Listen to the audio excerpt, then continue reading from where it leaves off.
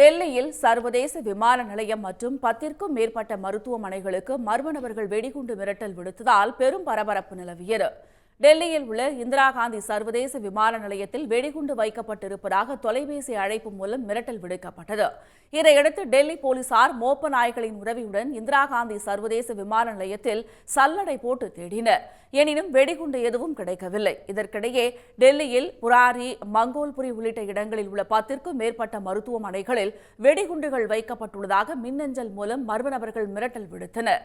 இதனையடுத்து தொடர்புடைய மருத்துவமனைகளில் தீயணைப்புத் துறையினர், வெடிகுண்டு செயலிழப்பு நிபுணர்கள் மற்றும் போலீசார் அதிரடி சோதனை நடத்தினர். அதில் வெடிகுண்டு எதுவும் சிக்கவில்லை. எனவே மிரட்டல் புரளி என காவல்துறையினர் உறுதி செய்தனர். கடந்த ஏப்ரல் 30ஆம் தேதி டெல்லியில் உள்ள வேறு சில மருத்துவமனைகளுக்கும், மே 1ஆம் தேதி டெல்லி மற்றும் நொய்டாவில் உள்ள 100க்கும் மேற்பட்ட பள்ளிகளுக்கும் வெடிகுண்டு மிரட்டல் விடுக்கப்பட்டது குறிப்பிடத்தக்கது. உடனுக்குடன் செய்திகளை தெரிந்து கொள்ள சன் நியூஸ் பெல் ஐகானை கிளிக் பண்ணுங்க.